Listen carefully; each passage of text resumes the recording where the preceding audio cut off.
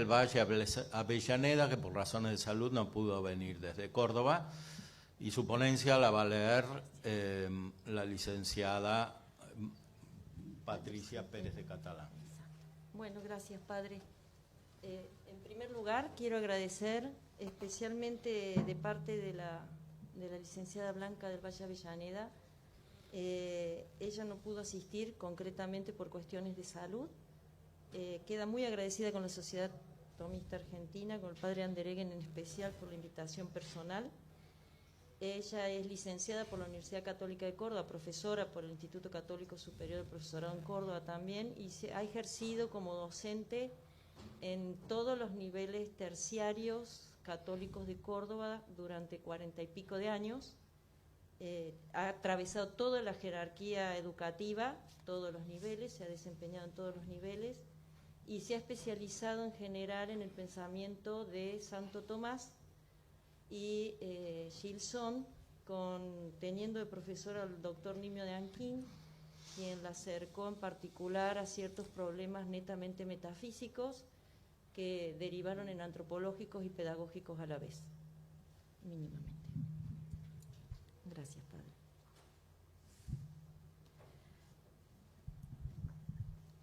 La naturaleza creada, contingente y necesaria. El decir metafísico de Santo Tomás siempre se mueve en un marco teológico, marco que exige el instrumento filosófico que sea verdadero en sí, es decir, fiel a su objeto formal. Recordemos que dicho objeto emerge a partir de la directa experiencia de encuentro de la inteligencia humana con distintos seres concretos, simultáneamente sentidos y conocidos. Es allí donde el intelecto racional de un hombre descubre que hay entes y a partir de ello se hace posible inferir que hay ser. En algunas afirmaciones del doctor José Ramón Pérez, en el prólogo de su libro Discurso del Método Medieval, encontramos enunciados elementos que, dada su profundidad, conviene atender por permitir visualizar algunas de las dificultades que hoy impiden comprender el sentido con que en su momento se afirmara la diferencia de género entre teología y filosofía, y a la par también su necesaria relación. Primero, observemos que este filósofo expresamente señala que el título de su libro no nos debe llevar a pensar que su contenido se trata de un esfuerzo posmoderno con el que se busca superar la modernidad, ni tampoco responde al deseo de lograr una efectiva creatividad inagotable y sin límite alguno. Después de estas dos negaciones y como punto de partida, agrega que busca con él señalar el contenido de algo que es, cita, más natural, más común, más simple, y como todo lo que es diario y está a la vista no se ve, cierra cita. Esta situación de, cita, no ver, cierra cita, está fundada en el hecho de que la filosofía, a diferencia de los siglos medievales, se encuentra ya no bajo el ejido de la teología, sino bajo una filosofía autónoma inaugurada por Descartes. El filósofo argentino juzga como consecuencia que, cita, los modernos, todos hijos y herederos de Descartes, dijeron naturalmente que en la Edad Media no había filosofía, sino solo teología. Oh, desgracia del hombre occidental y cristiano. Su estruendoso divorcio de fe-razón es publicitado en todos los más altos foros de la cultura. Cierra cita. Aquí cabe la pregunta, ¿por qué desgracia? Y escuchemos una respuesta que termina a su vez en otra pregunta que dice, sin ver el, cita, método formulado claramente por San Anselmo de Canterbury en el siglo XI, ¿cómo mostrar lo que el método inaugurado por Descartes, siglo XVII, no posibilita ver de ningún modo? Cierra cita. Lo que nos advierte José Ramón Pérez es que históricamente se forjó un acontecimiento que posee el carácter de un hecho. Ello es, hay una filosofía que nace en el interior de la experiencia de fe y nace como filosofía. Pero luego, también, paso a paso, devino un modo de filosofar que llevó a la imposibilidad señalada anteriormente, ocurriendo ahora que no vemos en su carácter de filosofía y de ninguna otra manera a lo ya nacido. El filósofo argentino nos regala una comparación con la cual expresa de otra manera lo afirmado. Así dice, cita: aquí sucede como en las claves de una caja secreta. Por más fuerzas que empeñemos en abrir la puerta, ésta no cede a ninguna violencia emergida de la ignorancia de la clave. Pero si llegamos a ella, se nos brinda con claridad y viveza el tesoro encerrado dentro. Cita. En otras palabras, abrir esa puerta significa usar una clave que por encontrarse en el orden debido lo permite, mientras que todo intento de entrar sin conocer ese orden se transforma en un intento violento que en lugar de hacer ver, quita visión o vemos otra cosa en su lugar. En cuanto nuestra época ignora lo que encierra esa clave, está oscurecida, cerrada a lo esencial, es decir, a aquello que constituye en todo hombre su fin y sentido último y causa de su felicidad. Encontrar la clave, tal clave, significa acabar con esa oscuridad que encierra los caminos y por ello, con la mirada puesta en nuestra problemática época, nos advierte en forma tajante y en una sola frase, abre cita: hay que barajar y dar de nuevo, cierra cita. Nos lanza así al trabajo de mostrar en su realidad aquello que es esencial, fin y sentido último del caminar humano, e incluso nos señala algunas actitudes para tener en cuenta si se quiere lograr ese barajar que permite dar de nuevo. En otras palabras, se trata de salir de oscuridades como problemáticos planteos sin raíces sostenedoras, idealizaciones sin fin y sin límite, voluntades vacías de toda realidad que limite hasta llegar al punto de concebir una voluntad de poder que, vaciado de la realidad de las múltiples naturalezas, pueda decidir qué es lo que éstas deben ser e incluso si deben existir. ¿Cómo se sale de aquí? Salir es posible si dirigimos la mirada a lo real, sentido y conocido a través de las distintas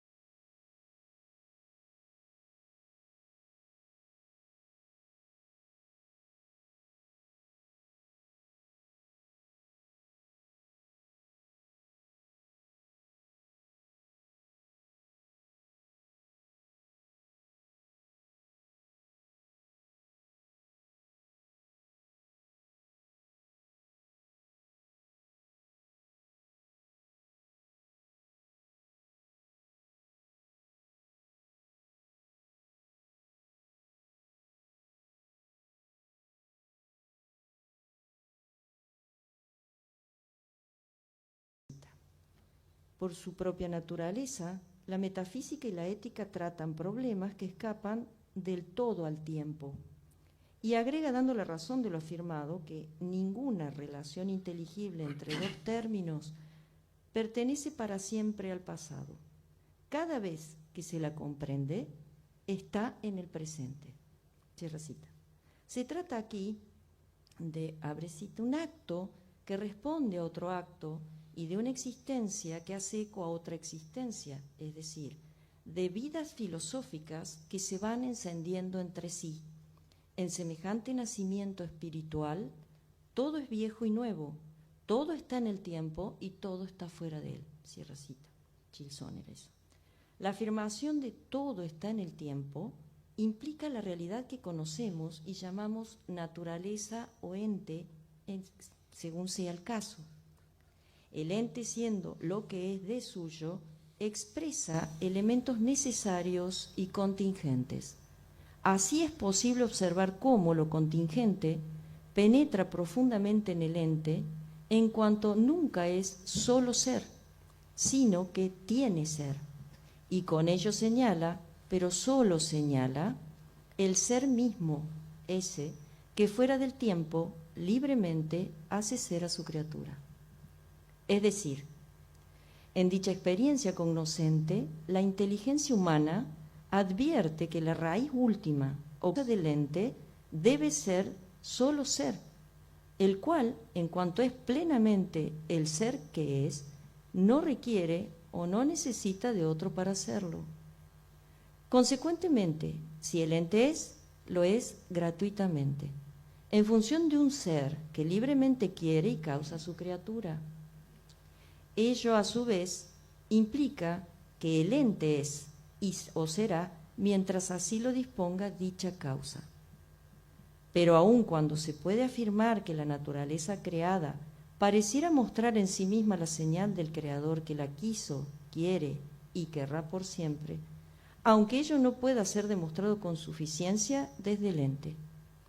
Pues, como ya dijimos, lo natural, ninguna necesidad puede imponer al acto gratuito de crear, por lo cual dicha naturaleza fue, es y será contingente en cuanto pudo, puede o podrá no ser nada.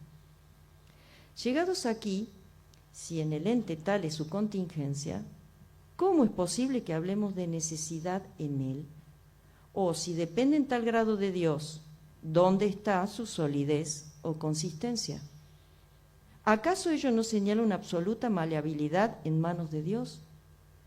Además, si la dependencia de Dios es tan absoluta, ¿hasta qué punto podemos hablar de hombres verdaderamente libres, es decir, dueños o responsables de sí y por lo mismo capaces de accionar con operaciones que les son propias? En estos puntos, donde el carácter del instrumento metafísico se vuelve imprescindible para resolver estas y otras cuestiones que atañen al mismo contenido que encierra el título de este trabajo, donde se afirma la presencia de la naturaleza creada y se la reconoce contingente y necesaria.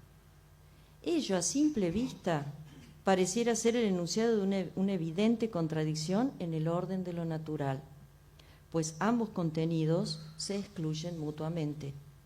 Es decir, la cuestión que nos ocupa, latente en distintos planteos expresados por teólogos, filosofantes anteriores y también contemporáneos de Santo Tomás, hizo que este último observara cómo, al concebir la naturaleza en estrecha relación con un Dios creador, algunos de ellos optaran por disminuirla no solo en su actualidad ontológica, sino que atendiendo a distintas maneras de concebirla, le quitaron la propiedad de las operaciones que efectuaban, según sean las diversas potencias o facultades naturales. Estimamos que Tomás, al conocer lo que afirmaba respecto a este tema, advirtió en qué sentido podían ser consideradas verdaderas o no según sea el caso. Y mientras observaba las dificultades que esos planteos encerraban, era consciente en qué punto o por qué esas dificultades se habían originado. Ahora bien, Santo Tomás era, como todo cristiano, conocedor de que en una naturaleza que es creada, todo lo que ella es se lo debe a Dios. A la par, sabía que ello no significaba disminuirla en su ser. El santo ha insistido una y otra vez, con distintos argumentos, que todas estas disminuciones ontológicas de la naturaleza hacen no sólo perder el esplendor de la misma, sino que de algún modo reducen a nuestros ojos el esplendor de la bondad de Dios manifiesto en la obra creada por Él. Por ello nos decía, abre cita, rebajar la perfección de la criatura es rebajar a la vez la perfección de la virtud divina. Mas, si ninguna criatura tiene acción alguna para producir un efecto, se rebaja en demasía su perfección, pues es característico que de la abundancia de su perfección pueda comunicársela a otro. Por lo tanto, tal opinión rebaja la virtud divina. Esto está en Contragentiles. La fuerza de su palabra proviene no sólo de la certeza que trae consigo la fe, don de Dios impreso en su corazón racional, sino también de la profundidad que ha adquirido su concepción del ente en el interior de la relación fe-razón. En otras palabras, se trata de una metafísica nacida y cuidada como verdadera ciencia metafísica en umbrales teológicos. El santo conoce y expresa lo conocido a través de una noética que, por culminar en el juicio existencial y no en el concepto, le permite aprender a toda esencia en su es, o mejor, conocer el ente significa poder expresarlo como algo es. Ubicada en este lugar, la inteligencia del hombre advierte que si el ente es concebido desde la sola esencia y por lo mismo como equivalente a esencia, resulta muy difícil evitar algún tipo de reducción. En cambio, si se reconoce el valor del juicio existencial en cuanto permite aprender un acto que es verdadero pero no reducible a esencia alguna, es decir, en el caso del que nos ocupamos, un acto factible de ser conocido pero no conceptualizable, se hace posible vislumbrar que en el mismo ente la esencia es trascendida en y por ese mismo acto de ser, que le está haciendo real. Uno, al funcionar como acto, y el otro funcionando como potencia, se determinan mutuamente en el ente. Esto es una participación intrínseca. Todo lo que implica una esencia participa de un ese que le es propio. El saber que la esencia no es solo esencia, sino esencia real por su ese, constituye un nudo metafísico de un tenor tal que permite avisorar el carácter de las reducciones del ente ya señaladas. Y a la par, dicho acto visualizado o conocido impide a la metafísica transformarse en metafísica abstracta. Este trasladar propio de Santo Tomás todo el cuerpo de la metafísica a este último acto, que es el acto de ser del ente, ha traído claridad a múltiples problemas planteados en dicha ciencia, como tales la realidad de lo uno y de lo múltiple, la distinción entre causa eficiente y causa motora o formal, la no equivalencia entre pensar y ser, la unidad de todo ente finito humano y no humano, que les hace erguirse ante la misma unidad del ser infinito, la específica espiritualidad de la forma alma del hombre, la propiedad de sus capacidades intelectuales y voluntarias que le llevan a ser responsable de un caminar propio en pos de lo verdadero, bueno y bello, entre otras cuestiones. Pero sobre todo nos ha brindado una respuesta a la dificultad planteada sobre las reducciones que ha sufrido la naturaleza en distintas concepciones efectuadas por ella. Además, como conocedor de la primacía del acto de ser sobre la esencia en el interior del ente, el santo ha quedado habilitado metafísicamente para poder afirmar que la naturaleza creada es absolutamente contingente y, por serlo según un específico modo, no pierde necesidad o actualidad en los distintos órdenes, primeros, segundos y aún fortuitos que esta naturaleza encierra en sí como propios. No obstante, la pregunta sigue siendo, ¿cómo es posible afirmar tal cosa si es un hecho que si algo es absolutamente contingente no puede ser necesario? La respuesta está implícitamente dada en los elementos ya enunciados, pero precisemos más lo dicho al respecto. Para ello insistamos en la concepción de la contingencia de Tomás, para comprender cómo puede ser que este aspecto, en él, no niega ni reduce la necesidad propia de lo natural. Anteriormente hemos expresado que la naturaleza creada posee el ser como propio y que sin embargo no se le ha dado a sí misma. Este ser poseído desde un otro que que lo crea, no implica que la naturaleza sea una necesaria manifestación de ese otro, o mejor, que haya sido creada por una específica necesidad de ese otro al que llamamos Dios, dado que un Dios revelado como el que es, no necesita de criatura alguna para hacerlo. Y también, esta naturaleza, que no se ha creado a sí misma, nada puede agregarle con su ser a Dios. Y a su vez lo natural, creado por un acto gratuito y no necesario al Creador, está penetrado necesaria y totalmente por la contingencia. Las naturalezas existentes sin necesidad y así como no pueden producir su ser, tampoco pueden conservarlo si Dios quisiera no mantenerlas en el ser. Luego, Dios es causa eficiente de todo lo que su criatura es, en ese y esencia. Sin el acto creador, ésta no es nada. La dependencia que encierra la naturaleza creada en la relación a su creador es total. Dios la penetra y sostiene en todos sus órdenes, esto es, el del ente, el del sujeto sustancial, el de las capacidades, potencias o facultades que según naturaleza le son propias, a lo que se suman sus múltiples operaciones hasta las determinaciones fortuitas que recibe desde hechos accidentales o de contingencia natural. La estructura total del ente en todos sus niveles u órdenes manifiesta estar sellada por la contingencia o falta de necesidad. Esta en todos sus órdenes no es por sí. Pero entonces cabe de nuevo la pregunta, ¿cómo es posible que el mismo Tomás hable de necesidad en ella? ¿Qué consistencia podría tener si depende en tal grado de Dios? ¿O acaso la naturaleza en cuanto creada no se muestra totalmente maleable en las manos de tal Dios? Y si la dependencia con Dios es tan absoluta, ¿hasta qué punto cabe decir que el hombre es dueño y responsable de sus actos? ¿Cómo podríamos hablar de libertad en el hombre?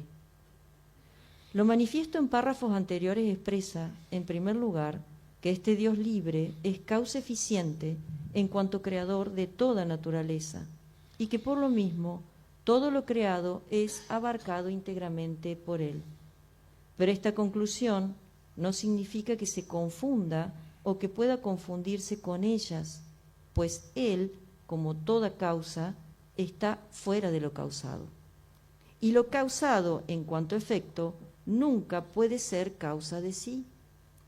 En este especial caso, Dios es causa del mundo creado, pero su esencia no consiste en ser causa, sino que la esencia Dios consiste en ser el acto mismo de ser, ese. Por ser tal acto, inferimos con evidencia que Él no es causa por necesidad, sino porque así lo quiere. Y simultáneamente avisoramos que este Dios ser y no ente, no solo penetra en su totalidad el mundo de la criaturidad, sin confundirse nunca con ninguno de sus ámbitos naturales, sino que también, en este acompañar a sus criaturas, expresa la ilimitada y gratuita presencia de su sabiduría y querer, es decir, lo natural está siempre sostenido por la infinidad de su bondad y amor.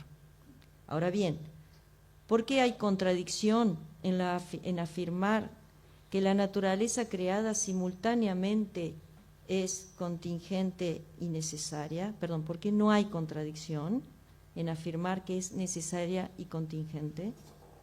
Recordemos que el principio de contradicción emerge en forma manifiesta solo cuando se afirman dos proposiciones opuestas absolutamente sobre una misma realidad. Pero en este caso no corresponde sostener la presencia de una contradicción, porque ya se dijo que la estructura del ente encierra un acto de ser no justificable por la esencia, razón por la cual el acto de ser del ente solo puede ser justificado por un acto que solo sea ser, es decir, su esencia sea igual a la absoluta plenitud del ser. En otras palabras, ser Dios es ser el que es, ese, y por ser el ser, ese, puede hacer ser o crear, si así lo quiere. Ese hacer ser constituye un acto propio de él y de nadie más. Sin dicho acto, la naturaleza no es nada.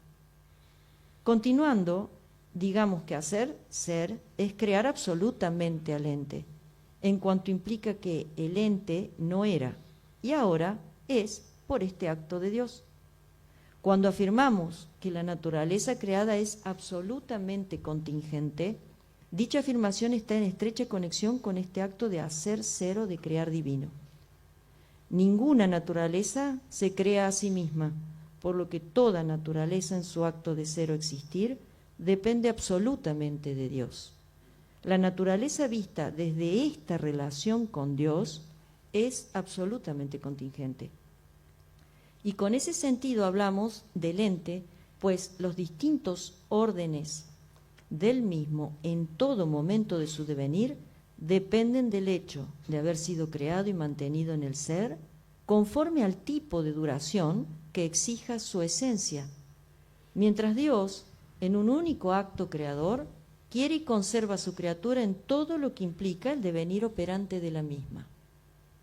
Pero si no miramos a la naturaleza desde su relación con Dios, sino en sí misma, es posible decir sin contradicción que allí donde se encuentra la raíz de su contingencia, se encuentra la raíz de su necesidad y de toda otra necesidad que encierre, pues el acto de ser del ente, una vez creado, tiene total solidez ontológica, pues no hay más, menos o más o mejor, no hay grados en este. Cada ente que es, lo es plenamente, puesto que si es, no hay lugar por donde pueda penetrar no ser alguno. Por el acto de ser del ente, la esencia misma adquiere una sólida realidad, pues todo lo de esta esencia es, existe. Este ente dotado de una raíz tal que le hace con propiedad ente, participa de esta raíz ese en el todo de la esencia que a su vez exige como su necesario límite. Este ente nunca podrá ser considerado una débil apariencia de un todo unívoco desde el que se muestra y al que retorna desapareciendo, ni tampoco en cuanto es naturaleza, como no dueño de sus movimientos y de sus distintos modos de operar por considerárselo movido y actuado por fuerzas exteriores e interiores extrañas a él. Por lo contrario, el ente justifica y expresa la solidez de su ser tanto en sí como en todo su operar. Luego, Dios no ha creado una débil apariencia de sí mismo, sino que ha creado seres dotados de la propiedad de sí mismos y capacitados para efectuar múltiples operaciones. Además, según sean los distintos tipos de esencia, hay distintos grados de perfección entre ellas, como de realizaciones de aquello que se es en cada uno de los individuos. Es decir, así como el acto de ser al participarse en el interior del ente determina a la esencia haciéndola ser esencia real, así también la esencia determina al ente haciéndole ser el acto de tal esencia y no otra. En otras palabras, el ente es y permanece en su actualidad de ente, por su acto de ser. Y por otra parte, es por la determinación de la esencia que hablamos de un ente acabado o finito y de los distintos tipos de duración que se manifiestan como propias en lo entitativo, de facultades o potencias y de distintas operaciones que le permiten al mundo natural alcanzar una progresiva y manifiesta realización de aquello que es. En resumen, finalizo. Allí mismo, donde se origina la afirmación de una total contingencia en el ente, se origina también la posibilidad de afirmar su sólida necesidad ontológica. Esta última es de tal naturaleza que el ente no puede quitarse a sí mismo el ser, pues para que ello suceda hace falta un acto de todo poder tan absoluto como lo fue el acto de crear. Solo Dios, en la medida en que no ha creado por necesidad, sino libremente o porque así lo quiso, permanece siempre libre de hacer que lo que es no sea. Ahora bien, si detenemos la mirada en la obra creada, en aquello que es y en su permanecer durando temporal o eternamente, sin poder aniquilarse a sí misma, no podemos evitar concluir que la naturaleza íntegra pareciera indicar que Dios la quiso, la quiere y la querrá para siempre, como enunciamos al comenzar este trabajo. Muchas gracias.